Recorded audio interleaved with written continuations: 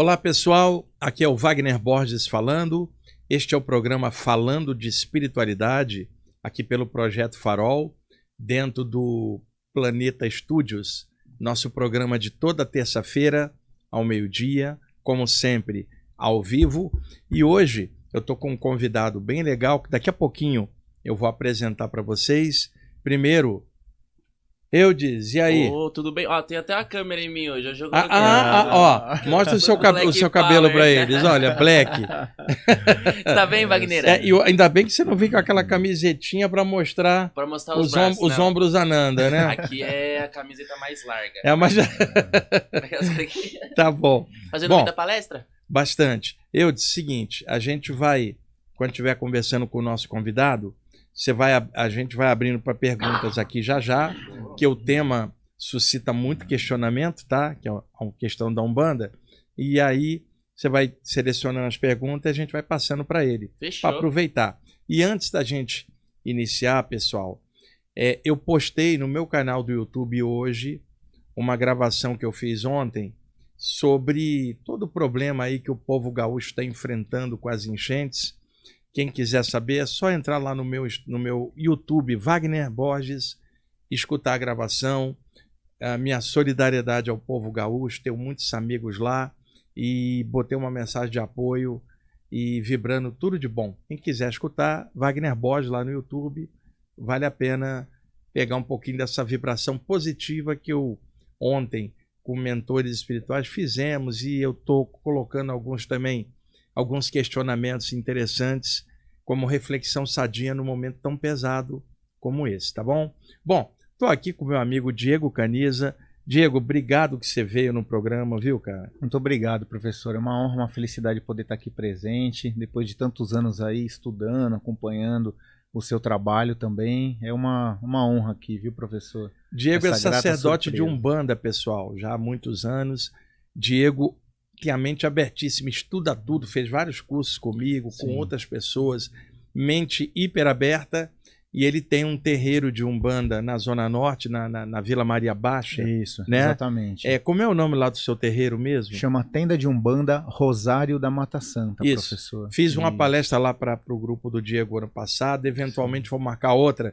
Diego, quando a minha agenda deu uma afrouxada, cara, porque eu tô com a agenda bem apertada, por causa de várias viagens. Sim. Daqui a 15 dias eu tô viajando de novo. Vai para Portugal? Portugal, Bélgica e Inglaterra. Isso. Tem gente nossa lá em Portugal que vai visitar o senhor lá, professor. Que legal. Diego, vamos lá para a gente aproveitar aqui sua presença. O Diego, pessoal, generosamente aceita ouvir ao vivo. Ele é assistente social da Prefeitura de Guarulhos.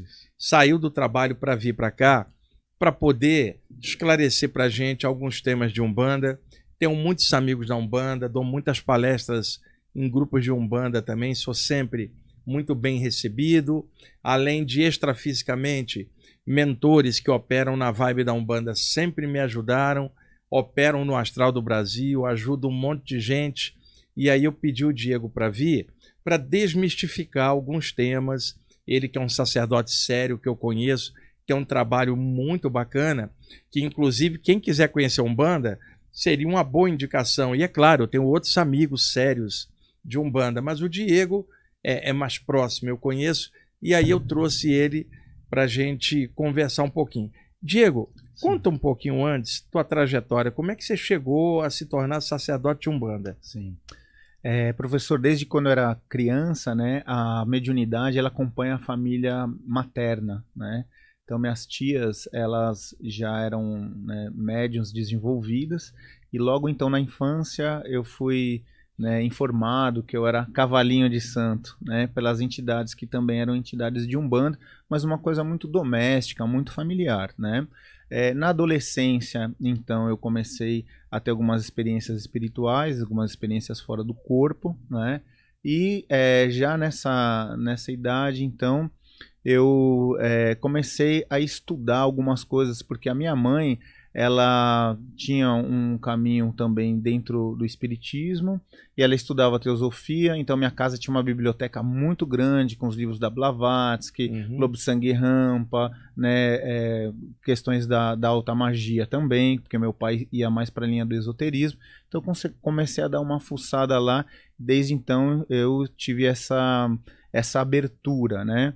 Passou o tempo, né? Eu entrei então na faculdade muito cedo, também comecei a ingressar para os movimentos sociais. Então, aos 17 anos eu entrei para a faculdade, me formei aos 21 anos em serviço social.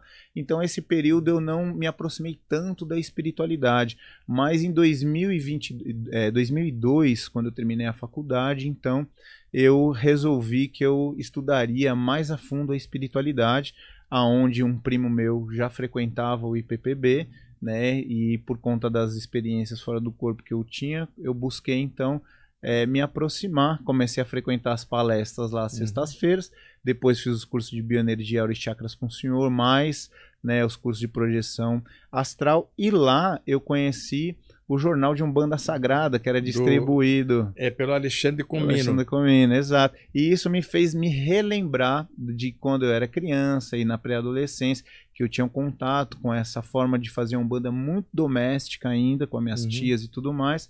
E algo foi me despertando e direcionando para esse lado. Até que eu iniciei, né, no ano de 2006, o curso com a Maísa Intelizano, né, de desenvolvimento mediúnico, e aí a partir disso, então, não parei mais, né, as entidades espirituais ligadas à egrégora da Umbanda começaram a se manifestar e me dar um direcionamento, né, aí a partir dos trabalhos com a Maísa, nós criamos o grupo Arca, né, de espiritualidade, e eu fui uma dessas pessoas que estava desde o início.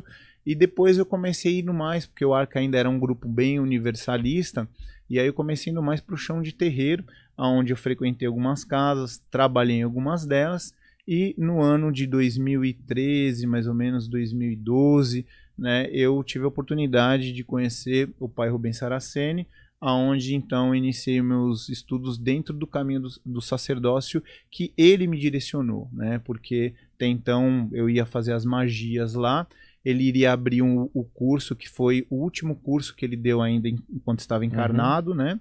E eu perguntei para ele se eu poderia ir só para assistir, e categoricamente ele disse que não, que eu teria que iniciar esse processo do sacerdócio, que era um caminho que eu precisava ali, então, desenvolver para a minha espiritualidade. É um pouco, resumidamente, dessa história, professor. E o Rubens, quantos eventos eu participei junto com o Rubens, né, como palestrante ali e tal.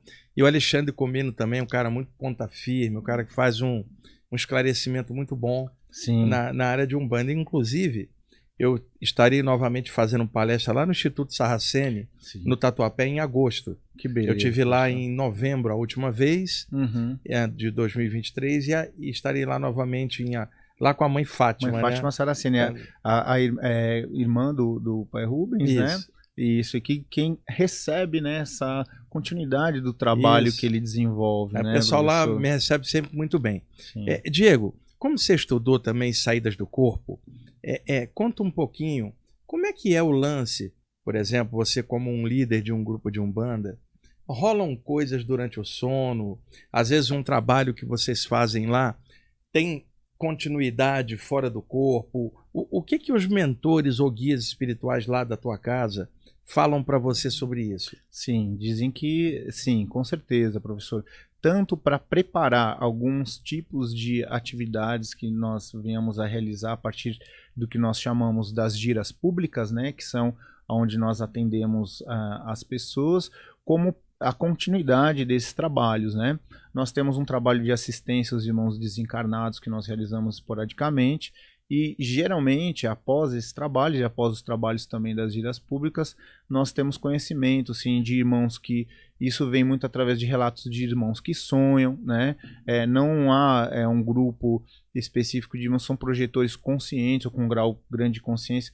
Eu mesmo, né, tenho só quando eles me permitem lembrar das experiências, mas enquanto incorporado dentro do trabalho espiritual, vem as informações, sim, que nós, né, realizamos do lado de lá, professor. Diego, hoje na internet tem muita coisa. Então, qualquer espaço que abre temas que antes estavam mais restritos, é democrático, porque Sim. abre informação para todos. Só que, é claro, chegando todo mundo, chega gente muito legal que aprofunda e gente que fica na superfície, sem aprofundar, e gente que às vezes embola um pouco, e a internet tem de tudo, as pessoas têm que saber filtrar as informações.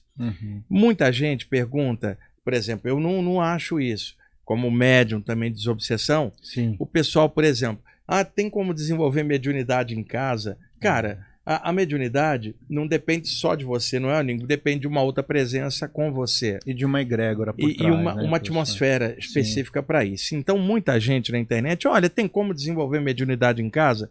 Eu acho isso perigoso, porque é uma exposição, você está se abrindo sem ter um respaldo.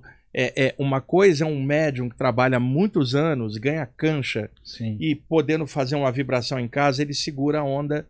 Outra coisa é alguém querer iniciar em casa sem ter esse know-how prático. Então, o que você acha disso? Dentro da minha experiência, professor, sem querer ser, né, dono da verdade, porque existem grupos, inclusive de umbandas, pessoas que têm um caminho aí já também na religião, que vem oferecendo, né, esses tipos de mentoria e esses tipos de curso de desenvolvimento de mediunidade em casa. Dentro daquilo, da minha experiência e daquilo que nós somos orientados, né, também não é indicado, não é recomendado, porque isso pode abrir exatamente uma série de possibilidades que ficaria muito difícil, né, depois de conseguir contornar, gerando aí desequilíbrios, né?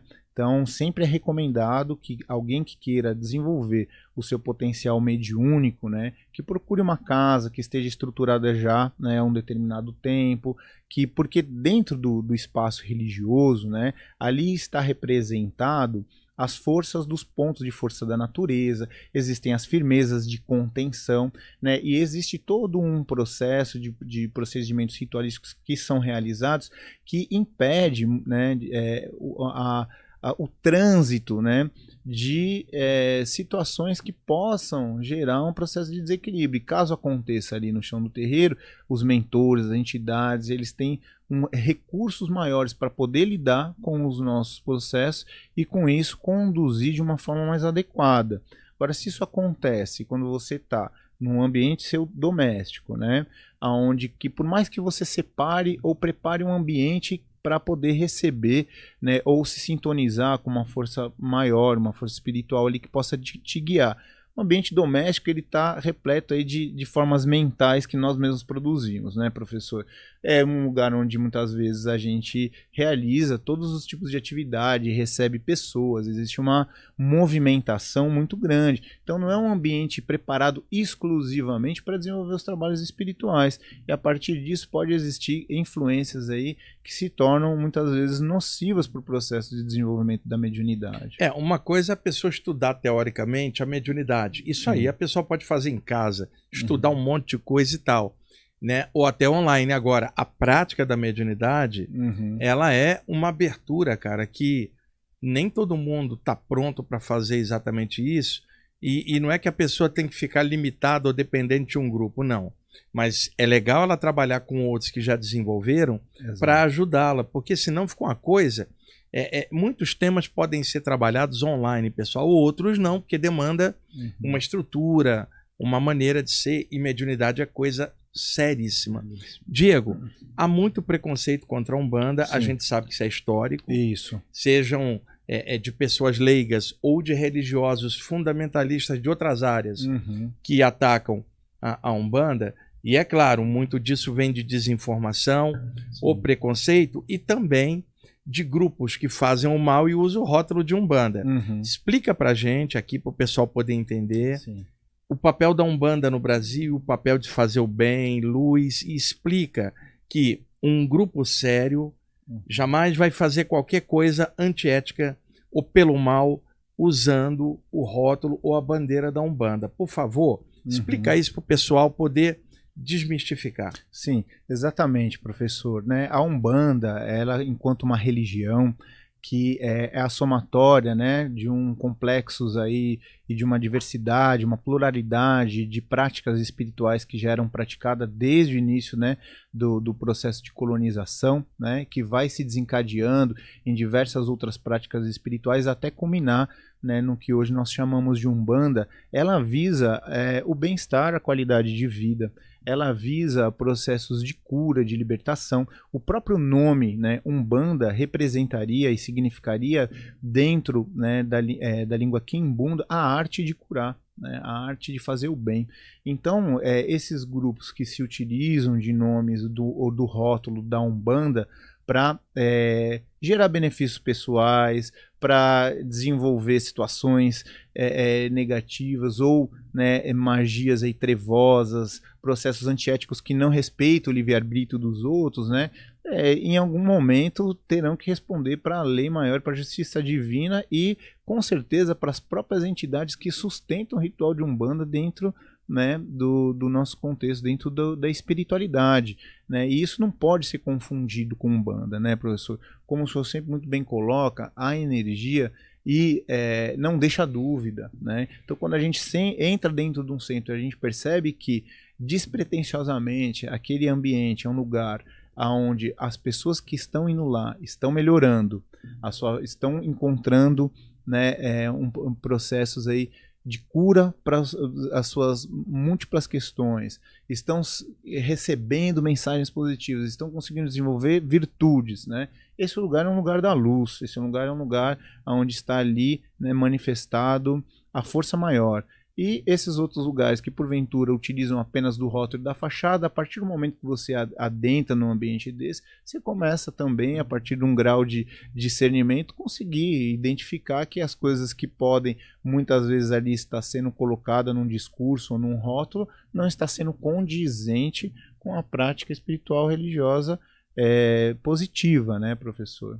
Então há a necessidade desse crivo, desse discernimento sempre, né? E não deixar, né, se ludibriar ou, né, se enaltecer por questões que estão sendo apresentadas muitas vezes com um rótulo e que na prática não praticam aquilo que Diego, a Umbanda traz. Sobre Aruanda, tá? Sim. Vamos dizer, o espaço extrafísico, que aqui no Brasil ganhou toda a conotação de ser um lugar de onde vem guias de Umbanda, tá? Eu vi lugar de natureza associada a essa vibração de Aruanda com pretos velhos e pretas velhas. E é claro que isso é apenas mais um núcleo extrafísico que tem vários outros. Não se pode ficar só preso nisso. Sim. Mas o que você pode falar sobre essa questão de Aruanda? O que é mito? O que é verdade? Clareia aí pra gente. Sim. Aruanda, professor, né, ela é considerada um local extrafísico, né, ou uma cidade, ou um espaço, um processo do astral superior, né? Então seria uma morada dos ancestrais, seria uma dimensão extrafísica onde a força e a própria manifestação dos orixás, ela está ali presente no dia a dia junto com as entidades que são os que baixam no terreiro enquanto guias espirituais para trabalhar, né? Então seria uma dimensão superior que dá essa sustentação, essa cobertura, que corresponde à morada dos nossos ancestrais, né? E é onde todo filho e filha de fé quer voltar quando desencarnar, né? Ou quer conseguir ter a oportunidade para ir. Existem diversas cidades com sotrais, né, professor? Aruanda seria uma dessas, né? Por exemplo, dependendo da cultura, há outras denominações de cidades que também carregam, né, essa vibração e se encontram num astral superior. Por exemplo, Nova Jerusalém para os, né, para os judeus, né, Sião ou Zion dentro da cultura Rastafari. São referências. São referências, exato. Então, Aruanda seria mais uma dessas. É uma egrégora, então, na verdade, né? Que não é somente limitada ali, mas envolve vários planos, vários níveis. Exato. Define pra gente, eu sei que é um pouco complexo, e dentro da ótica da Umbanda, porque na ótica de outras áreas afro, como o Candomblé, pode ter outra conotação doutrinária, né? O que é um Exu? Define pro pessoal que está assistindo a gente. Explica que não é capeta, não é o diabão vermelhinho com capa de feltro que vai fazer uma amarração para ferrar com a vida amorosa de alguém ou prejudicar o próximo. Por favor, explica pra gente. Isso, Exu, antes de tudo e acima de tudo, é uma divindade também, né? Então ele é um orixá, né? É uma manifestação divina de Deus Pai e da Deusa Mãe, que carrega ali os seus atributos enquanto uma divindade orixá, que dentro do processo da diáspora, né? do processo, né, de migração forçada dos povos africanos para o Brasil, aqui em solo, começou em um determinado momento a ter outros significados, ser agregado, né? Algumas entidades que atuam, né, no astral inferior a favor da luz, nas porteiras, nos caminhos, como guardiões, guardiãs, né? E como também, especificamente, em determinados campos de atuação, né, que começaram a se apresentar como Exu também. Então essas entidades que na Umbanda e para todos os grupos espirituais de alguma forma possuem, ainda que fluidicamente possa se manifestar de uma outra forma, essas entidades que são para nós, né, guardiões, guardiãs, que defendem o espaço, que ordenam situações e que possibilitam, né, um caminho de evolução também para aqueles espíritos, irmãos e irmãs que desencarnaram, foram para uma atmosfera espiritual negativa, e a partir então desse trabalho que é realizado por Exus Pombogiras, Exus Mirins, Pombagiras Mirins no astral inferior, tem a possibilidade de um processo de retificação e de evolução. E dentro dos terreiros se manifestam também incorporados enquanto entidades de Umbanda, né, para promover o bem. Dizem que Exu é uma das entidades mais próximas que nós temos ligadas, né, a nós. Por quê? Porque é o responsável que fica para aquelas questões muito complicadas, ligadas diretamente à matéria, aos desejos, né, ligada às questões cotidianas do dia a dia, que por entender tanto a natureza humana, nos auxiliam, enquanto amparadores, a realizar então o esgotamento dos nossos negativismos, lidar com o nosso processo que todos nós carregamos, das nossas sombras interiores, com as nossas emoções mais adensificadas, né? Ô Diego, e por exemplo, só para reforçar mais ainda o que a gente estava falando antes da Umbanda não fazer nada de negativo, de tá? Uhum. Se chega alguém para você e pede um mal feito ou alguma coisa contra alguém, qual que é a sua postura enquanto sacerdote sério de Umbanda se alguém te pede para fazer algo, vamos dizer, antiético? Uhum. Qual é a sua reação? Primeiro, esclarecer essa pessoa de que aquilo que está sendo trazido ou colocado, né, fere os princípios a qual nós seguimos, que é a promoção, né, do bem e a promoção das coisas boas.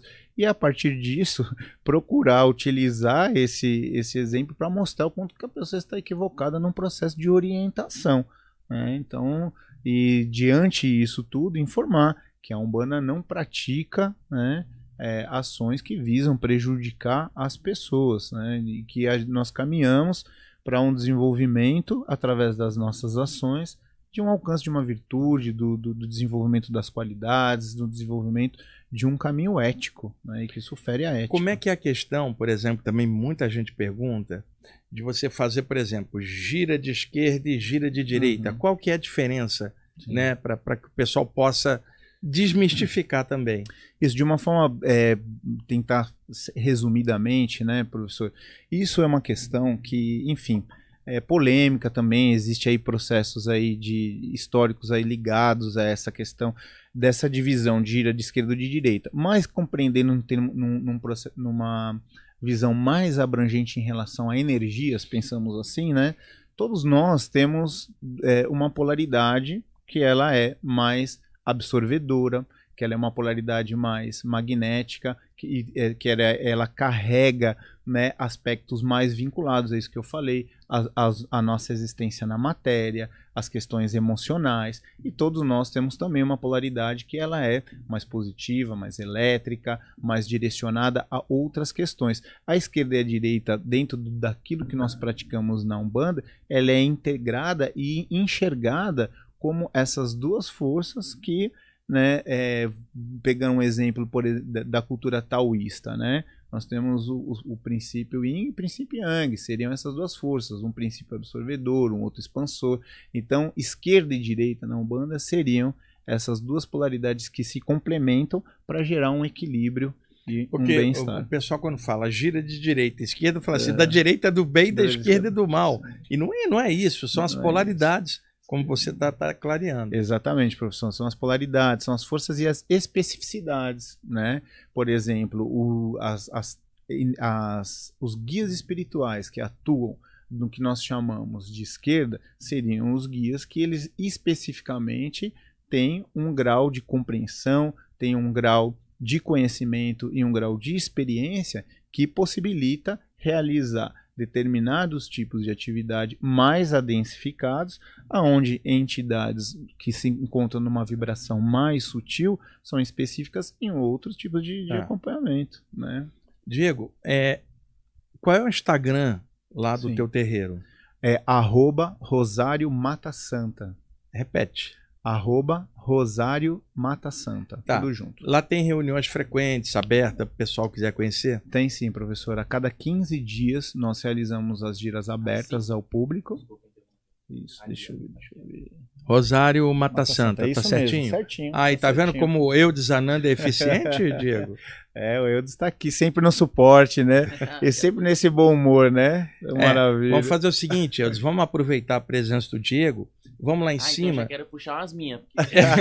E aí a gente faz uma rodada de pergunta e resposta para ele, pessoal, para aproveitar a presença do Diego aqui para nós, que saiu do trabalho e generosamente está dando essa canja aqui para gente. Então vamos lá, Eudes. Eu queria perguntar antes, Sim, porque eu li um livro de história uma vez, a história do Brasil, e eu vi que a Umbanda surgiu depois que, por exemplo, eu posso me corrigir se eu estiver errado. Sim. A Umbanda ela surgiu porque os negros escravizados só tinham um único meio de... Como é que bugou aqui? Não. Os negros escravizados só tinham um único meio que refúgio, e aí era a religião branca. Então meio que uns traziam as deles e surgia com a católica e houve essa mistura meio que assim, não é? Eu tô meio errado. Não, isso em partes ela também ocorreu desse processo de construção. A Umbanda ela é uma religião construída no decorrer, né, dos séculos, a partir desse contato de práticas espirituais ameríndias, ou seja, dos indígenas que aqui já se encontravam, né, com práticas espirituais da população, né, de todos os povos que foram escravizados a partir do processo da diáspora aqui no Brasil, e também dos degredados, né, das pessoas que vieram da Europa expulsas muitas vezes, porque os primeiros, né, colonizadores, eles não vieram muitas vezes por uma questão de livre e espontânea vontade, mas muitas vezes porque nesse momento histórico, a partir do processo da Igreja Católica, né, direcionavam todas aquelas pessoas que porventura iam contra aquilo que estava sendo imposto na Europa para cá. Então muitos trouxeram espiritualidades mais vinculadas a processos de relação com a natureza, né, que não necessariamente, né, existiam e eram aceitos ali pela questão da igreja. E isso tudo então vai sendo construído no decorrer do tempo a partir de práticas espirituais que antecedem a Umbanda. Então a gente tem, né, uma das primeiras práticas ali que são trazidas, a santidade, que é um movimento espiritual indígena com influência de um catolicismo popular. Depois nós temos os calundus, né, que é uma influência negra, inicialmente banto, do povo banto, né, antes da chegada dos Yorubás, antes da chegada do culto de Orixá, e o Calundu ele se ramifica depois em, né, outras práticas espirituais também, como o Candomblé, tá? E a Cabula. Da Cabula vai surgir, que é uma prática já vinculada, já chegando aqui mais para o Sudeste, Espírito Santo, Rio de Janeiro, né? Vai desencadear em um processo também de religiões vinculadas a essa expressão negra, indígena e dos segmentos mais desprivilegiados da população. que vai se desencadear como um processo histórico, que são as macumbas cariocas. E da macumba carioca, né, vai nascer, então, a Umbanda. Né? O clássico é o 1908 lá, em Niterói, Seu Zélio, o Caboclo, pelo menos a referência Isso. se fala, mas a manifestação mediúnica das entidades que depois viriam a formar parte da Umbanda sempre existiram. Apenas como algo organizado, histórico.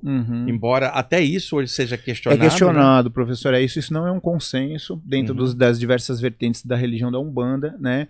A anunciação da Umbanda pelo Caboclo das Sete Encruzilhadas através do Pai Zélio Fernandinho de Moraes, porque isso está vinculado muito mais a um segmento específico da Umbanda, que era uma vertente, digamos assim, da Umbanda chamada Umbanda Branca, mas há segmentos que reivindicam uma origem ainda anterior, né? Como outros segmentos da Umbanda, como a Umbanda Homolocô, como a Umbanda Trançada e diversos e outras expressões dentro da Umbanda. Todas as religiões, elas são multifacetadas, né? Então, por exemplo, você pega o catolicismo, vai ter os anglicanos, franciscanos, né? Vai ter presbiteriano. Você pega o budismo, vai ter o budismo chinês, o budismo tibetano, o budismo... Então, todas as religiões, elas possuem diversas vertentes. A Umbanda não é diferente, né? E cada uma dessas vertentes vai apontar para um surgimento da prática da Umbanda em um determinado momento. Mas a questão do Caboclo das Sete Encruzilhadas e do Pai Zélio, sem dúvida, auxiliou no processo de legitimação, da institucionalização da Umbanda enquanto religião e de reconhecimento por parte do Estado, né? A partir de um movimento que surge na década de 30, que informa que houve essa situação desde 1908. Mas há outros movimentos que surgem, né, que tomam notoriedade depois, que vão reivindicar e falar, não, antes de 1908 já era praticado, já existia, né, a prática da caridade, já existia a manifestação espiritual das entidades, então a Umbanda e as suas origens não se encontram em 1908, mas anterior a isso. Diego, e a questão do sincretismo, por exemplo, porque muita gente acha que os negros procuraram fazer uma aproximação com o catolicismo até por uma questão de política, ou sobrevivência, estratégia para sobreviver num meio que era muito difícil, né? Exato. Explica pra gente isso. Existe isso sim, professor. Existem alguns aspectos que nós precisamos entender quando nós falamos de sincretismo. Então, existe... O que é sincretismo, gente? Desculpa. A mescla, por exemplo, você vê um sincretismo de divindades da Umbanda com santos católicos, por exemplo, fazendo uma associação, um equilíbrio. São Jorge Ogum, né? São Sebastião, Oxóssi. Isso. Explica pra gente isso. É assim, professor. Dentro de um processo de fato estratégico para que os cultos pudessem ser preservados, as divindades africanas, os orixás, os inquices, os voduns, existiu sim por parte, né, dos povos negros um processo estratégico de adaptação para que eles pudessem cultuar, dizendo que era a mesma força que na igreja se cultuava. E de fato existe uma similaridade em termos de atributos, de energias ou, por exemplo, de questões que são identificadas a partir, né, da história de determinados santos e de determinados ancestrais divinizados conhecidos como orixás ou como forças espirituais que também manifestam ali uma mesma qualidade. Mas existe o sincretismo, né, também como um processo de opressão, como um processo de, você não pode, né, cultuar aqui essas divindades e você tem que cultuar essa questão dos santos. Então houve historicamente também essa questão do sincretismo como um apagamento, uma tentativa de apagamento, né, de cultos que se encontravam ancestralmente ligados a outras tradições. Mas existe também o que nós chamamos do sincretismo enquanto agregador de axé, onde se identifica a energia de um e se sabe o que é o orixá, identifica a energia do santo, se sabe o que está se tratando, o que está falando de santo, e encontra-se então uma correspondência, né? E aí a partir disso uma visão de que, né, existe também uma agregação de poder, uma agregação de axé, que nós chamamos. Bom, né? vamos lá, vamos nas juro perguntas. Que é a última, juro que é a última. Senão você está ocupando o espaço para o pessoal perguntar, rapaz. Juro que é a última. É porque, tipo, no senso popular existe um negócio que é o famoso gole pro santo. Que eu tenho muito amigo que faz isso. Vai tomar cerveja, o primeiro gole vai pro santo. Eu quero saber, isso eu tenho dúvida. Realmente acontece? Isso é popular, cara. Muita gente fala isso e no Brasil inteiro. Explica pra gente, Igor. Existe, tudo existe, dá pra gente buscar os fundamentos dessas práticas, né? Quando nós oferecemos, por exemplo, o primeiro gole é pro santo, o primeiro pedaço do bolo é pro herê, né? Isso nós...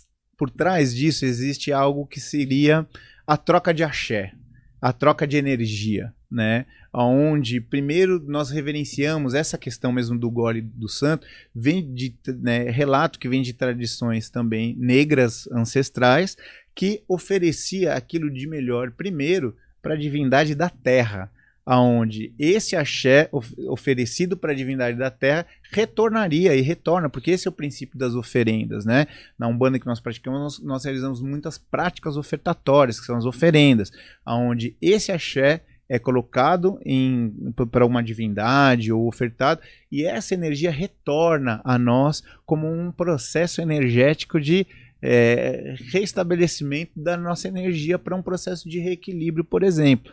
Então se encontra nesse fundamento de colocar a bebida pulsante, oferecer algo para a divindade da terra, num sentido, e aí isso vai, enfim, né, se perdendo e se tornando uma coisa assim, né, onde as pessoas realizam sem saber, né, as questões, e que até hoje viceja, né? O Eudes, ele anda jogando um pouquinho de cerveja pro santo, porque ele quer sorte no amor, porque ele disse que ele tem o dedo podre para relacionamento. Oh, meu Deus do céu. Tem que passar na gira de Pombagira. Olha aí, vai lá fazer um descarrego, ver se abre o seu caminho para o amor, que você conheça alguém, que você seja feliz. Olha aí. É isso. Agora vai vocês, pessoal. Desculpa então, aí. Vamos lá. Você escolhe lá. O Caio pergunta: minha esposa é uma pessoa muito materialista, além de não acreditar na espiritualidade. Porém, mesmo assim, ela tem uma afinidade com a Umbanda, porém não conhece nada a respeito e tem medo de visitar algum terreiro e por acaso ver algum fenômeno mediúnico ou interagir com alguém que esteja incorporado. Quais livros indicariam para ela começar a conhecer a Umbanda melhor? Tem uma série, hoje, né, dando um simples Google, colocando mediunidade na Umbanda, incorporação na Umbanda, vai aparecer, né, uma série de livros, né?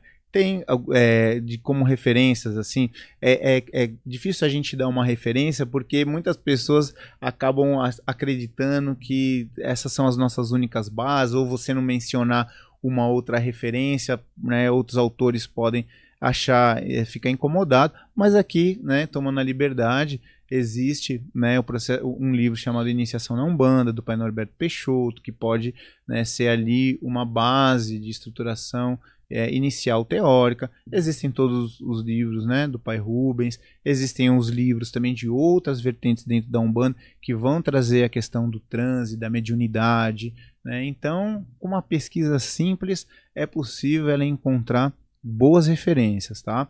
Existe a editora Legião, tá? Que é uma editora que hoje ela publica uma série de livros muito interessantes sobre a Umbanda. Existe a própria Madras editora também, que oferece ali uma quantidade grande de títulos e várias outras produções também independentes que possibilitam com que ela consiga estruturar uma base aí boa, sólida aí de estudo dentro aí de um processo inicial. Mas nada disso, né, substitui a prática de um chão de terreiro. Ela sentir, pisar no chão de terreiro, sentir a energia, ver o que acontece na gira, e a partir disso, né, perceber como fica o coração dela ao ouvir um som de um atabaque, ao receber uma defumação, né, ao receber uma baforada de um cachimbo de um preto velho ou de um caboclo, um benzimento de uma erva, de uma baiana, de uma cigana, enfim, nada disso substitui essa parte prática que a Umbanda nos possibilita ao estarmos num chão de terreiro. O Bruno quer saber, que ele fala que tem as pessoas que usam a Umbanda por mal, e ele pergunta, mesmo com alguém pedindo uma entidade de luz, faria o mal? Como saber se... A gente já respondeu isso aqui no bate-papo, né? Já, o Diego falou que não tem nada a ver isso aí. Já respondemos aqui. Então acho que vocês sem querer leram a pergunta. É que às vezes no bate-papo aqui a gente já acabou conversando e aí o pessoal foi perguntando, aí é correspondência de tema. Sinto muitas energias e sei que não são minhas. Estou estudando, frequentando a Umbanda. Como posso desenvolver... Ah, já foi isso aqui também. Calma aí, porque tem umas que parece que é nova e só... Ó, para os que não são conectados com os seres da Umbanda, mas querem trabalhar em terreiros, qual seria o primeiro passo? Qual seria o caminho? Dentro de centro kardecistas, falaram que meu lugar é no terreiro.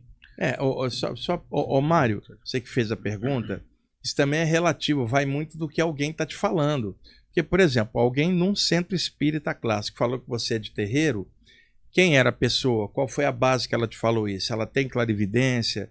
Ela pode te indicar por característica e temperamento alguma coisa? É claro que alguém pode ter te dado a dica certa, mas de repente não, né? Como também alguém poderia estar na Umbanda e outro falar, seu lugar é o centro espírita. Isso é relativo, seu lugar é onde você se sentir bem. E Diego, sempre o lugar é dentro da pessoa. E aí ela encontrando ressonância com alguma coisa legal, ela vai, com um grupo e pessoas de um grupo, ela vai avançando. Agora, como é que ele sabe identificar, por exemplo, olha, minha praia é Umbanda, por exemplo, não é a mediunidade mais clássica na área espírita. Como é que se identifica isso? Nós falamos no terreiro, correndo gira, professor. Correndo gira aqui, conhecendo um lugar aqui, conhecendo um lugar ali. Uma hora, né, se realmente o caminho for dentro da Umbanda, ele vai pisar no chão do terreiro e algo vai transcender o processo racional dele, vai tomar ele vai sentir um amor por aquilo, uma identificação, muitas vezes, que racionalmente não vai conseguir entender, que provavelmente ligado a uma questão de uma ancestralidade, de outras vidas também, né? Então frequentar, precisa conhecer os lugares e assim, né? Também e ver como se sente. Alguém pode frequentar e não se identificar também, e se identificar com outra área. A gente tem que ter a mente aberta, né? Exatamente. Isso aí. Vamos lá, Eudes. O Bruno pergunta: boa tarde, amigos. Poderia falar sobre Apolônio e Tiana? Não, essa pergunta tá fora. Apolônio e Tiana, eu já comentei aqui no outro programa. Foi um grande iniciado que o catolicismo queimou os registros dele para não competir com toda a divulgação e expansão do cristianismo, né? Pouco se tem sobre Apolônio de Tiana, mais em linhas ocultistas, por exemplo, mas foi um dos grandes mestres. Eu, inclusive, comentei num programa aqui, eu só não me lembro se foi aqui ou lá na rádio, mas eu acho que foi aqui. Mas hoje não dá para a gente falar isso, para a gente aproveitar o tema da Umbanda do Diego aqui. Pega a pergunta específica sobre o tema dele. Fechou. Não, é porque tinha a palavra Umbanda, eu já li Vamos achando lá. que era de Umbanda, tá ligado? Ó, André Oliver. Pergunta, parênteses, polêmica. Li o livro Diálogo com o Executor, do Saracen. Sim. E vi uma pegada um tanto conservadora sobre as garotas de programa. Qual a visão da Umbanda sobre a comercialização do sexo? Bom, como eu disse, a Umbanda é uma religião diversa. Eu não posso falar em nome da Umbanda, né?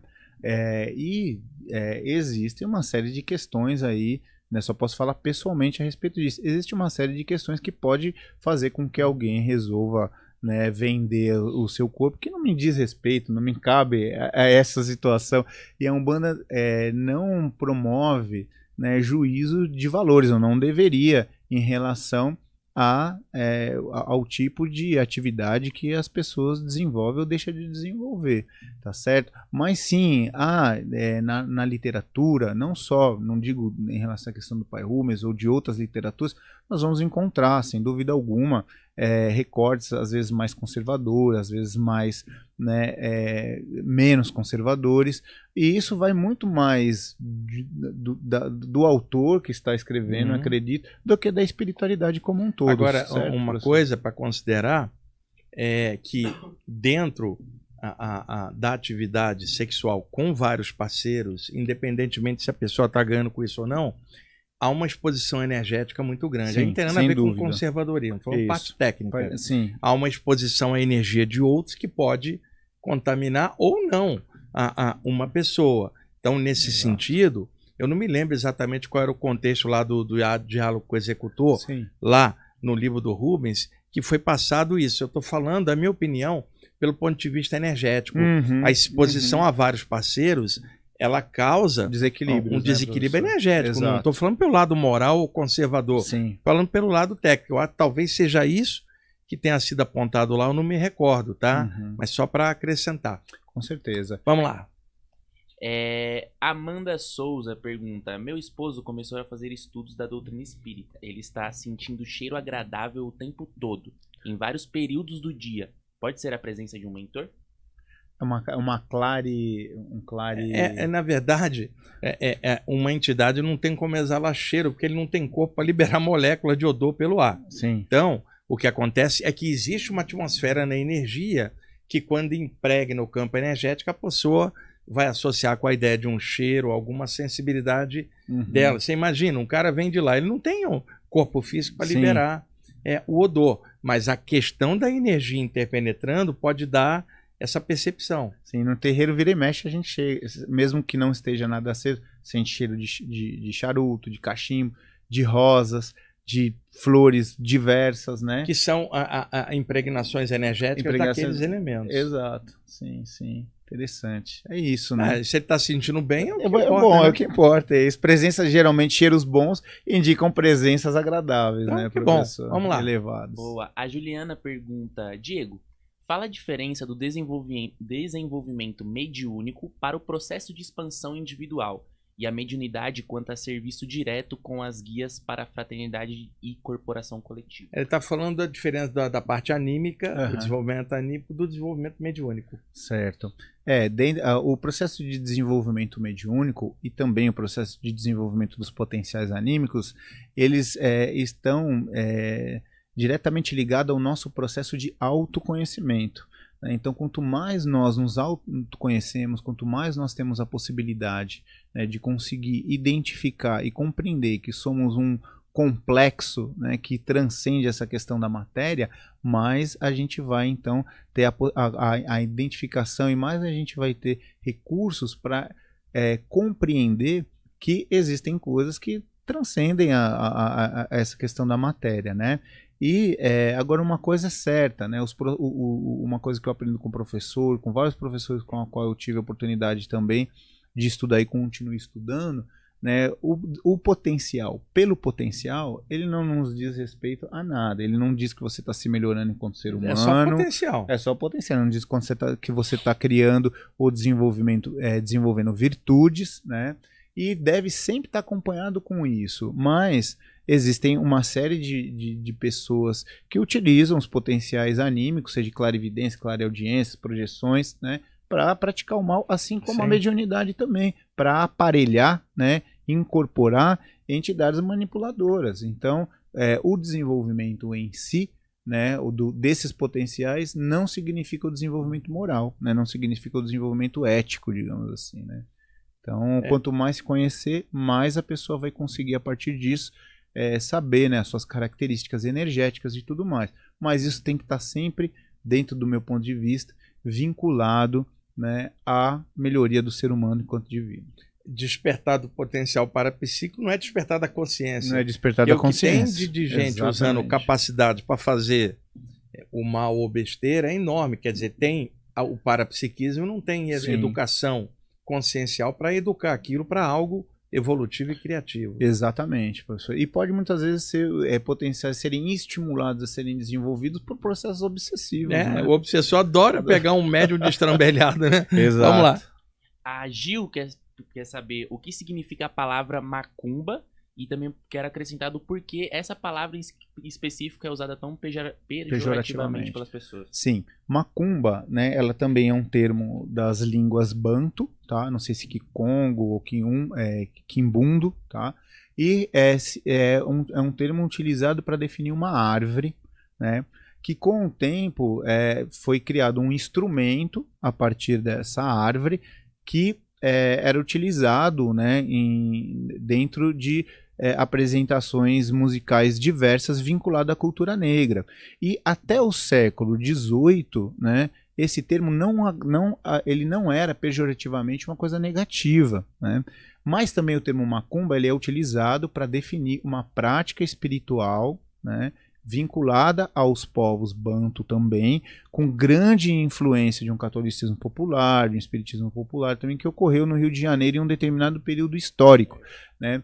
Com como, né, até 1890 e pouco nós tínhamos uma religião oficial no Brasil, que era o catolicismo, então todas as práticas espirituais e religiosas, né, vinculadas a organizações ou espontâneas, né, eram perseguidas, né? Então esse termo ele começou a ser utilizado para definir, né, e ser sinônimo de algo negativo, de um processo de feitiçaria negativo, ou por quê? Porque tudo que se encontrava vinculado a uma prática espiritual ameríndia, nativa ou negra, né, carregava um estereótipo num sentido negativo, né, com a tentativa, né, histórica de barrar esses movimentos e colocar pejorativamente. Mas a elite, que ao mesmo tempo criticava, frequentava os morros cariocas, nas macumbas, para passar nas sessões, receber um passe, receber auxílio, né? Isso é histórico, né? Isso é importante que a gente coloque. Então, a árvore, um instrumento, algo que era enaltecido num determinado momento histórico, nos jornais, você pega os jornais da época, 1700 e pouco, né? Quem fala muito bem sobre isso é o Babá Mário Filho, né? Ele fez toda uma análise dos jornais da época e lá colocava, vai ter concerto de macumba. E eram concertos que reuniam todos os segmentos sociais, por exemplo, no Rio de Janeiro, para uma apresentação, orquestra de macumba. Então não era até um determinado momento histórico pejorativo. E depois passa a ser associado com coisas negativas, com a intenção mesmo de diminuir, né? Na intenção de colocar como um estereótipo para diminuir mesmo as práticas que eram realizadas a partir desse nome. Vamos lá. O André Oliveira pergunta, dentro da linha de esquerda, o que é fazer algo dentro da lei? Dá uma ideia de que ele fez esse mal, então eu tenho o direito de fazer esse outro mal com ele. Seria isso? Não, isso seria vingança. Exatamente. Porque muita gente comenta isso, aí vai entrar aquilo que a gente falou. A Umbanda, ela tem um arcabouço espiritualista aberto, sempre voltado para algo positivo. Se um guia de Umbanda for fazer o mal para alguém para descontar o mal que está fazendo com alguém, isso não é um guia, isso é um assediador. É verdade, é um cobrador de impostos. O cara trabalha no imposto de renda do lado de lá. Do lado de lá, né? Realmente não é uma vinculação de uma prática. Estar dentro da lei seria, né, então, agir de uma forma ética a partir daquilo que é apresentado e não devolver, no caso, na mesma moeda, aquilo que é trazido, né? Que isso aí virou até coisa popular, talvez até por pessoas que trabalhem dentro da Umbanda sem a parte ética ou voltado para um lado estranho, que aí já não é Umbanda. Que já não é Umbanda, exatamente. Vamos lá.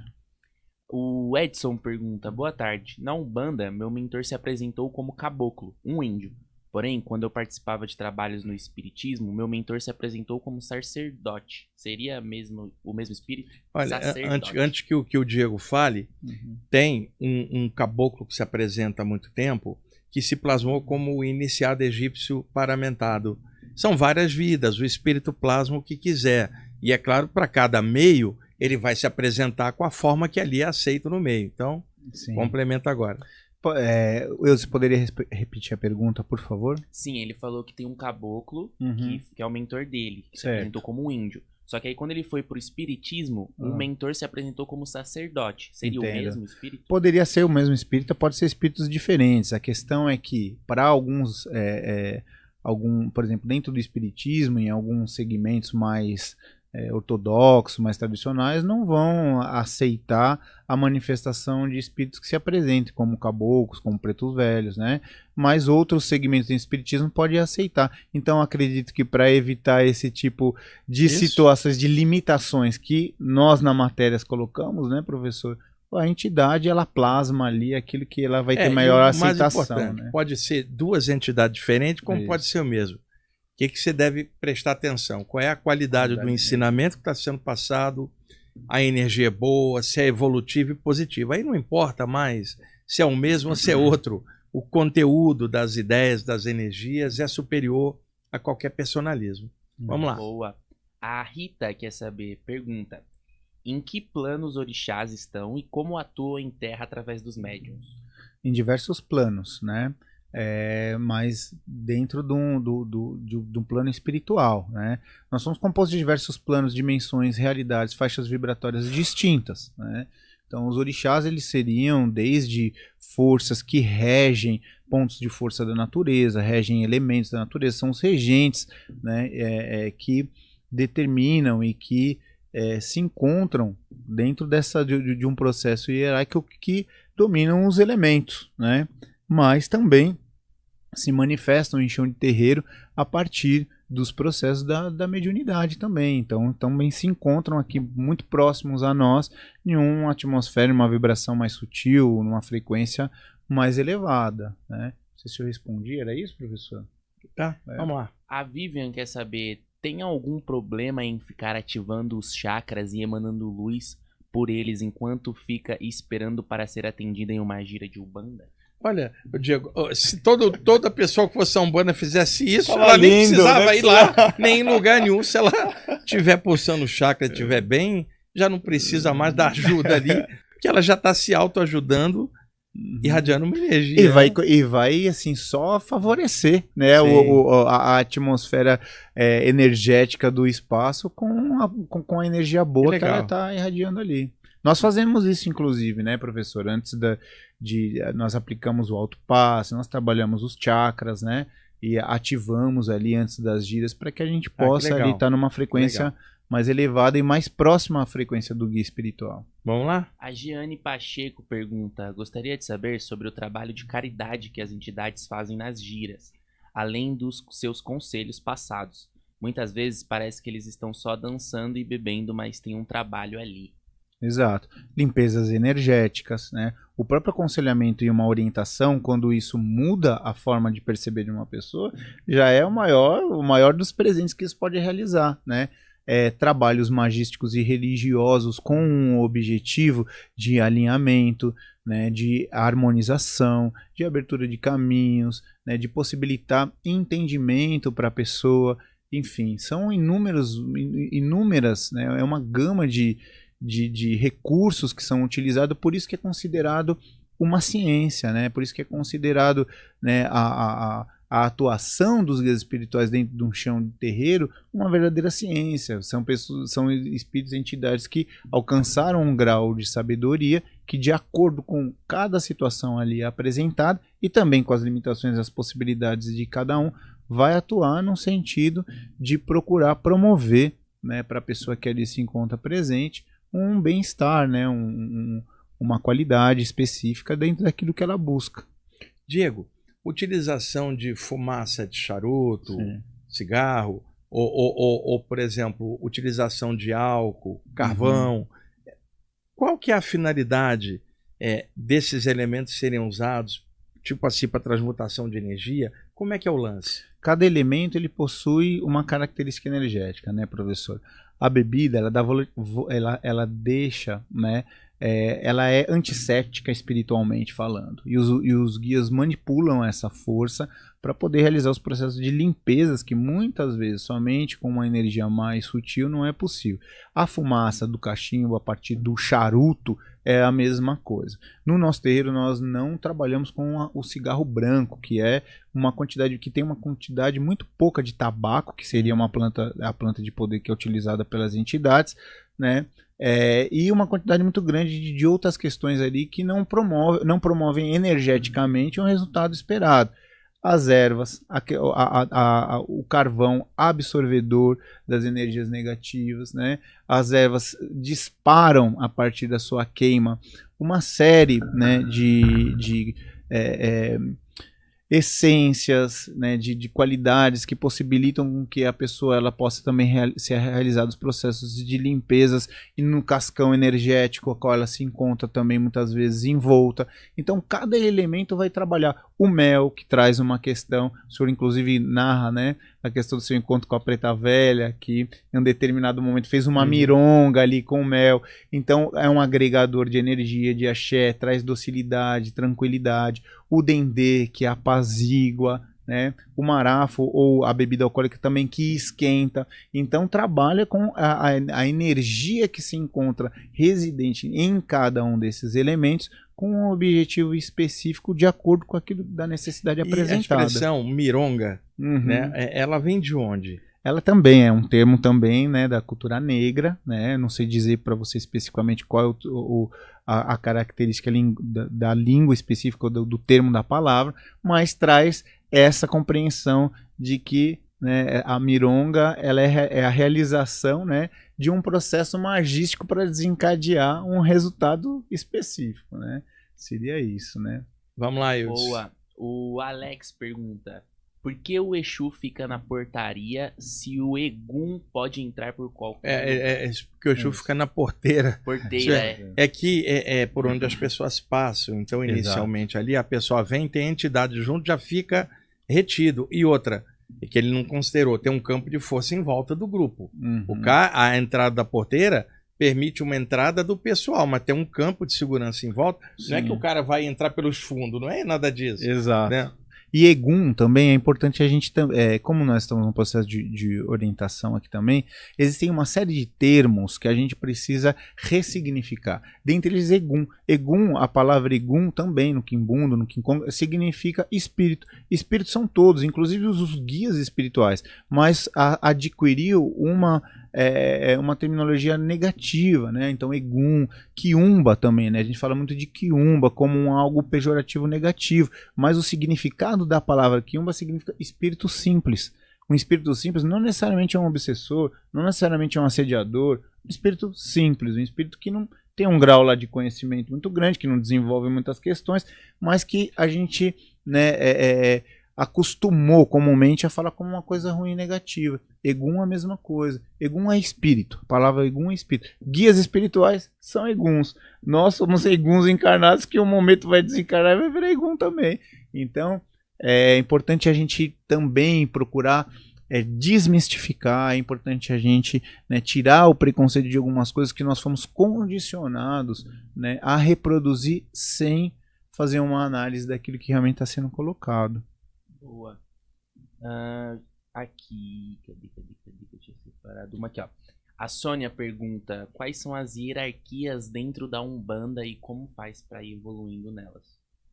As hierarquias, bom, eu não sei se eu vou conseguir responder muito isso, mas cada tradição, cada vertente dentro da Umbanda, né, vai compreender ali um processo de organização, mas essa própria questão da hierarquia é como se a gente colocasse, por exemplo, né, um preto velho acima do caboclo, acima do baiano, acima que se encontra acima do Exu. E na verdade as entidades não trabalham dessa forma. Elas trabalham num sentido de cooperação, onde ninguém se coloca numa condição maior ou superior a outra pessoa, correto, professor? E você não vai imaginar um ser de luz falando, não, eu sou superior àquele. Esse superior não existe. Não existe. E ainda mais um ser avançado, né? Exato. E num processo de atuação, né, professor, por exemplo, resgates em regiões umbralinas, né, adensificadas. O preto velho, que vai estar numa condição muitas vezes mais sutil de energia, vai contar com aqueles que estão numa condição mais adensificada de energia para poder realizar um trabalho conjunto em benefício a todos, né? Então não está numa condição de superioridade. Então quando a gente coloca essa questão de hierarquias, né, isso também é algo muitas vezes condicionado a um processo de compreender de que uma entidade é melhor do que outra, e isso não existe dentro da Umbanda. Os espíritos, os guias não atuam dessa forma. Boa. Calma aí que eu tinha separado aqui, ó.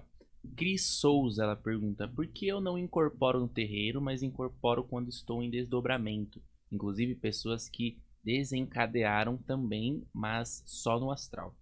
Desencarnaram, né? Acho que desencarnaram também. Deve né? ser desencarnado. E aí, professor?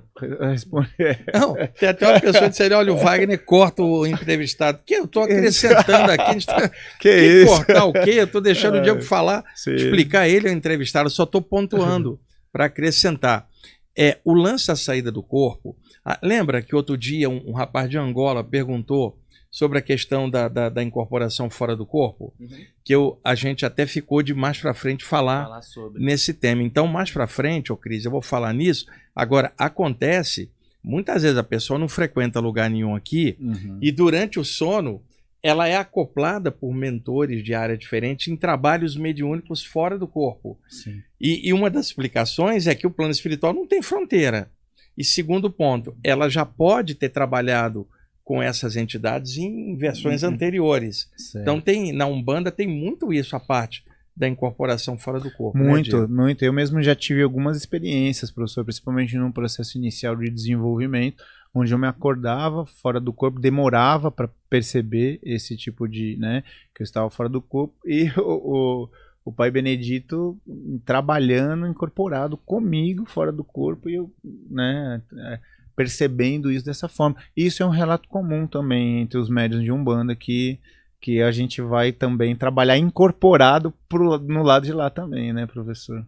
Eu anotei lá, a gente vai falar mais pra frente sobre a mediunidade fora do corpo, do jeito que ela está perguntando, porque eu já tinha comentado isso no outro programa, de que a gente vai fazer lá na frente tá bom? Vamos lá. Eu sou reikiana, pergunta. Eu sou reikiana. Gostaria de saber sobre a desobsessão na Umbanda. Por que algumas casas não gostam de trabalhar com isso? Na casa que sou médium, está aparecendo muitos casos desses. Bom, porque não gosto eu não sei dizer, porque a Umbanda ela deveria ser uma religião que ela puder, né, que ela trabalhasse de acordo com, né, o que o plano espiritual, a necessidade espiritual ali do momento se apresente, né? Eu só posso dizer em termos do nosso terreiro e de outros de pessoas que eu tenho proximidade. Nós trabalhamos com um processo de desobsessão no sentido de orientação, no sentido de cura, muitas vezes, do irmão que se encontra em grande grau de sofrimento, que acopla no médio para ter um choque anímico e poder ser orientado, curado, irradiado energia e encaminhado também. Então, eu acredito que cada terreiro, a partir da uma influência mais específica daquilo que recebe, vai trabalhar de um jeito. Não tem uma forma específica. A Umbanda é uma religião diversa. Cada terreiro é um universo específico. E cada um vai trabalhar de acordo com aquilo que, né, tem em termos de conhecimento. Né? No nosso terreiro, nós trabalhamos com o processo de desobsessão, sim, não só nas giras, mas também em trabalhos fechados. Legal. Boa. Bruno, quem se inicia como médium de Umbanda e trabalha com as entidades de luz, pode deixar de trabalhar se quiser ou as entidades irão cobrar? E aí, professora? Como é que é isso? Olha, eu vi, na verdade, muito foi radicalismo por parte de umbandistas, não por parte dos espíritos que atuam na Umbanda, mas gente radical. Olha, se sair sua vida vai dar para trás. O que eu acho, o Diego, olhando assim de conjunto? Uma pessoa pode estar num grupo e não bateu mais as dela, tem que sair, ela não tem que ficar porque é hipocrisia, ela não está concordando mais. Sim. Agora, o lance ela estava desenvolvida e para tudo a energia tende a acumular e aí as coisas começam a se complicar. Né? Agora, se uma pessoa sai de um grupo e vai trabalhar em outro, os mentores não vão ficar olhando diferença de grupo. Exato. Porque o mentor, ele está vendo o que a pessoa quer também, tem que respeitar o livre-arbítrio dela. Agora, do mesmo jeito que existem pessoas aqui radicais, pode ter também entidades radicais em torno. E aí pode acontecer em algum grupo cobrança. O que eu aconselho? Se você não concorda com o trabalho, saia, seja em que grupo for. Agora, funciona. Seja em outro grupo, seja sozinha, igual o jogador que parou de jogar e engordou. É mais ou menos isso que acontece. Mas se a pessoa estiver ativa e continuar fluindo, os mentores dela e outra, mentor que pune não é mentor, é obsessor. Exato. O que eu penso a respeito disso, né, é o seguinte, o que eu observo também, né, existe um tempo para a gente conseguir criar um grau de frequência, de maturidade, para iniciar um processo mediúnico, né? E as pessoas, elas querem muito, tem um apelo, né, para que as coisas aconteçam de uma forma muito rápida sempre, né?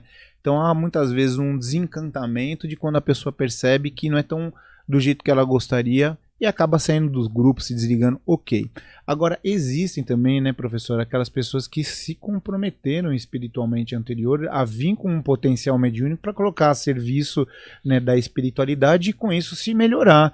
E quando isso acontece e essa pessoa sai, por exemplo, de um grupo e deixa de trabalhar a espiritualidade, a mediunidade, de colocar os guias também, eu sinto que existe, de fato, repercussões que podem se tornar complicadas na vida da pessoa. Né? Mas, por exemplo, isso que eu venho observando. Você imagina, Diego, uma pessoa está no teu grupo, ela tem um compromisso de trabalhar com a mediunidade, mas, de repente, ela não, a linha da casa não está batendo com o temperamento dela. Sim, perfeito. Ela tem que sair, não vai ficar no lugar que não te agrada. Agora, Exato. O lance da mediunidade existe. Existe, está com então, ela. Que ela possa funcionar em algum lugar do jeito que ela tem que se virar, mas ela vai ter que cumprir esse compromisso. Com certeza. Quer dizer, porque do jeito que o pessoal coloca, sair aqui da casa, tua vida vai para trás. Não se a pessoa estiver desenvolvida e indo em outro lugar e funcionando do mesmo jeito. O que não pode é isso, o jogador de futebol para de jogar. Agora, o jogador for jogar em outro time, ele não pode jogar? Não pode, claro. Pode Vamos lá, Eudes. Como que a Umbanda vê essa questão da reencarnação? Como que é vista? A Umbanda é uma religião que ela, em geral, assim, em todas as vertentes, isso é algo meio comum, acredita no processo de reencarnação. Tanto que por isso é uma religião mediúnica também, né? Porque se a gente não acreditar assim em reencarnação, né? E nem o que os guias estariam ali trabalhando conosco?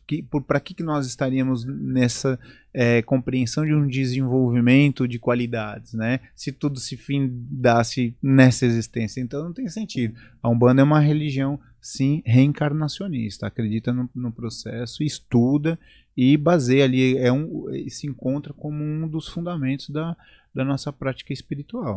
Diego, ele está preocupado. Ele me perguntou outro dia.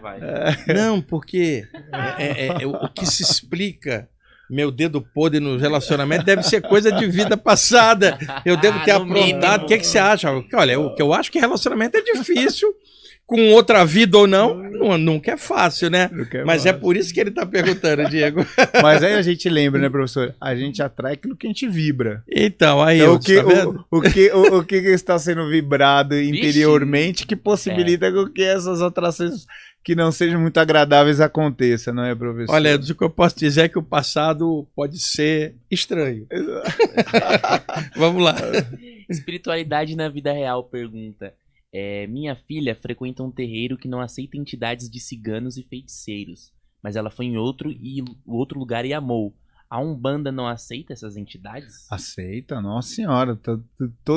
A Umbanda é uma religião que nós costumamos falar de inclusão espiritual, universalista ou pluriversalista, como nós gostamos de nos colocar no nosso terreiro, né?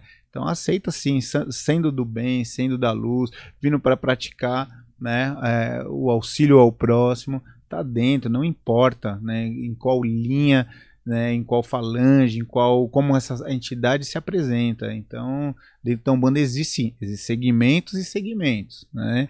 Existem casas e casas. Então, se uma casa não trabalha, muitas vezes é porque o próprio dirigente ou a dirigente não sabe como trabalhar com essas forças, com a entidade, e acha melhor, então, excluir. Mas isso não é algo, né, da religião, isso é algo específico de casa e de caso a caso. Fechou. A Gislaine pergunta, ela foi num terreiro e ficou sentindo gosto de cigarro na boca enquanto os outros fumavam. Isso é normal? O que é isso? De unidade, né, de empatia, professor? Pode ser, duas coisas, empatia, né, mediúnica, ou segundo, se tivesse muita fumaça ali, porra, é claro naturalmente, que vai, absorve, naturalmente, né? Igual você tá perto de gente que tá fumando, sai com a camisa com cheiro, né? Verdade, é isso. Vamos lá, Eudes. A Rita pergunta, eu achava que os orixás são tão sutis que eles se apresentariam no terreiro através de mentores em suas vibrações. Tá errado esse entendimento? Há pessoas que entendem dessa forma. Há segmentos dentro da Umbanda que vão falar, orixá não incorpora. O que incorpora são os falangeiros de orixá. Há terreiros que vão falar, não, orixá incorpora. Há terreiros que vão falar, mas ele incorpora a partir de um transe anímico, de dentro para fora, porque é uma energia primordial que existe no ser. Outros vão falar, não, são seres que se encontram numa dimensão paralela à nossa e que a partir do ritual de Umbanda, onde se abrem os portais dimensionais, essas entidades passam de lá para cá e a partir do processo de mediunidade incorporam nos seus médios, nos seus aparelhos. Então cada um vai definir de acordo com aquilo que tem como compreensão, né? Dentro do nosso terreiro, orixá incorpora, orixá dança, né, mas não se comunica verbalmente, porque não é uma conexão como a do guia, que se faz através do mental, por exemplo, ou de outras formas, né? Mas se faz através da dança ritualística, né? Porque representa um modelo, um arquétipo. Então, para cada vertente, em cada terreiro, vai funcionar de um jeito. Estamos com 1h14 já. E, pessoal, a gente já não tem mais tempo de ficar avançando nas perguntas. Vamos responder mais umas duas e aí... O Diego precisa voltar para o trabalho dele também. Ele deu hoje eu não vou voltar, o trabalho lá e veio para cá. Hoje eu não vou voltar, professor. Só antes de finalizar, eu gostaria só de mandar aqui um axé, um salve para algumas pessoas, mas antes de finalizar, tá bom? Responde mais duas e aí a gente... O Ventura quer saber, boa tarde, é possível nós, encarnados, usarmos essas energias da matéria, como o tabaco, igual a entidade usa conosco? O que eu posso dizer o caminho também sacramental, de acordo com as ervas de poder, e o tabaco é uma erva de poder, é um caminho iniciático, é um caminho que necessita de processos como um preceito que nós realizamos e de entendimento. Então você não vai aprender isso, né, sem estar diante de alguém que é um professor dentro dessa arte, entendeu? Então, a não ser que um guia te oriente, que te identifique. E outra, a finalidade disso, né? Por exemplo, o guia espiritual, ele vai usar o tabaco, que é uma planta de poder, para limpar, purificar, curar, abrir, dissolver larvas astrais, parasitas, né?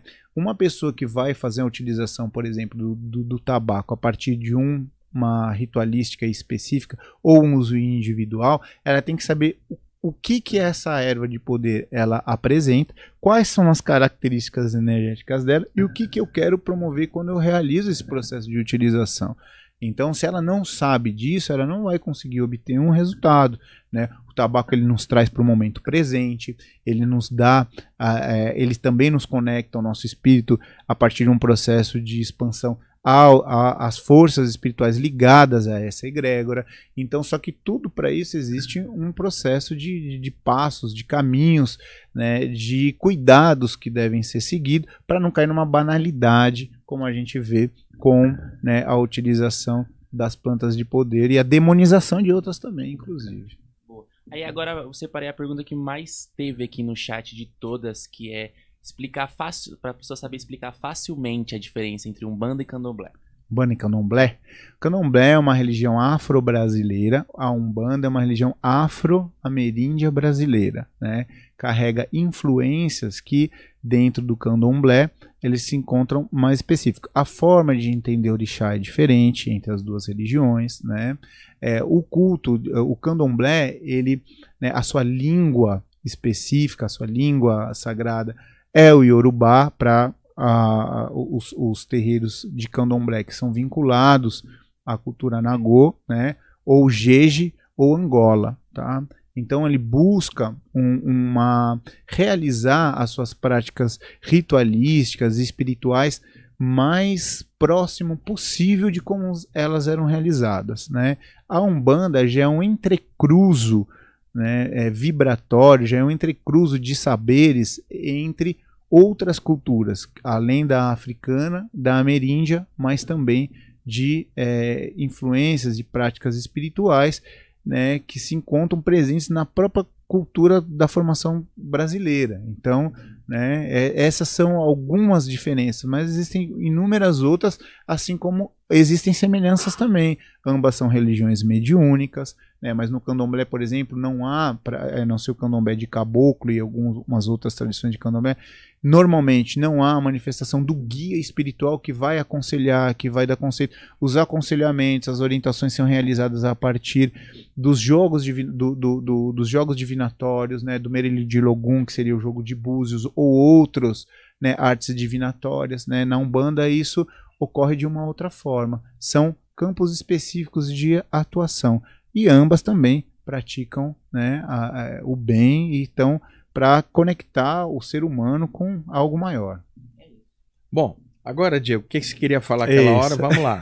Gostaria de mandar um abraço, um salve, né, para minha família espiritual, a nossa comunidade religiosa da Tenda de Umbanda Rosário da Mata Santa, os filhos e filhas de fé da minha casa, a nossa corrente, os irmãos que frequentam estão aqui nos assistindo, ao meu mestre de Curimba, né, o mestre Severino Sena. O Severino, um abraço, viu, Severino? Isso. A minha Dinda na Curimba, né, a Dinda Aparecida, a minha família do Tambor de Orixá, que eu também sou formado pelo Tambor de Orixá, também sou curimbeiro, toco canto também, estou dentro desse caminho também, e enfim, e também aos irmãos que seguem o caminho junto comigo, junto às plantas de poder, né, ao Santo Daime, a qual é uma religião também, qual eu tenho grande afinidade, e a todos aqueles que porventura, né, estão aqui nos assistindo, estão aqui, né, dando essa força para que a gente possa estar aqui ouvindo, contribuindo, mandando pergunta. O meu axé, o meu abraço, o meu beijo para minha família, e é isso, Irmandade. Deixa novamente o Instagram do teu terreiro. Sim, @Rosário Mata Santa. Vou deixar fixado nos comentários. Isso, deixa fixado nos comentários, que aí o pessoal querendo conhecer mais, vai lá no Instagram e com aprofunda. certeza. Agradecer ao pessoal, né, do trabalho que permitiu que eu estivesse aqui hoje. E aqueles que se encontram nos bastidores, né, professor? Que a gente nunca tá vendo e que dão aquela força. Dá aquela força, minha esposa, minha filha, enfim. É só agradecer. Bom, só. eu tô conversando com o Diego aqui, pessoal. Hoje é dia 7.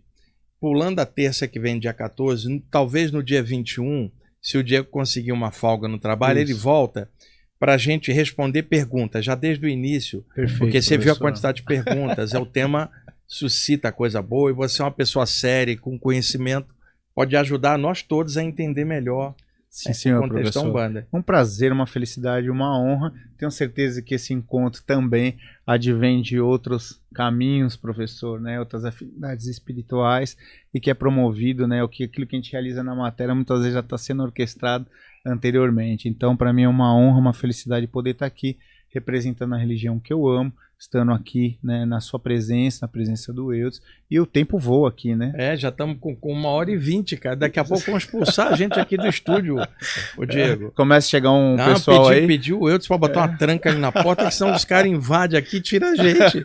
Né, Eudes? E aí, Eudes, gostou? Gostei, muitos ensinamentos. Depois você vai lá, Lá vem. né, para quem sabe Dá uma limpada, toma uma um limpadinha, abre o caminho. Receber uma orientação. O problema é que ele vai lá, abre, depois ele vai escutar funk em tá com aquecetuba, aí ferra tudo. Aí a de vibração novo. baixa de Por novo. isso que o dedo dele tá podre para Será que é por relacionamento. isso? Então, Diego, se você puder no dia 21, Sim, que é professor. pulando a terça que vem a outra, novamente, me organiza. dá essa chance aí pra gente. Com Que certeza. aí você responde um monte de perguntas, ficaram ali. Desde o início a gente já Vai responde ser um prazer, perguntas. vai ser uma honra. Muito agradecido Obrigado, pelo Diego. convite. Que assim Pessoal, seja. obrigado aí por vocês estarem assistindo o programa. Eudes, como sempre, aquela dobradinha. Neymar e Ganso. Neymar e Ganso, isso é antigo, cara, 2010. Mas é uma no boa Santos. Boa dupla, É. excelente. Hoje o Neymar tá no iate, cara. Não joga. Estragou a carreira dele. O cara, porra, com talento daquele, podia ter sido o maior jogador do planeta. Mas cada um, né? E o Ganso ainda tá jogando no Fluminense, tá enrolando ali, já é praticamente. Quase aposentado, né? Já quase aposentado. Bom, gente, obrigado aí, tá bom? Até mais.